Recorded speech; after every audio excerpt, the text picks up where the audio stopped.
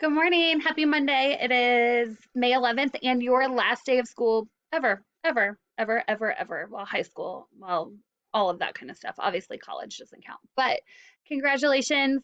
You're done. You made it. This is the last day. So I just want to tell you really quickly, I'm proud of you and I miss you and I hope you're doing well. And if you haven't sent your teacher emails, please do that so I can get that in the grade book and I'm closing out grades. You guys are champions and I'm so proud of you. And also, I'm going to come and see you today. So I'm going to be dropping something off at your house.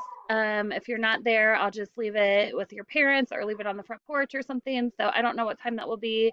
Whenever my husband is done working, is when I'm going to do it. So sometime this evening, I'll be swinging by to say congratulations on your last day of high school.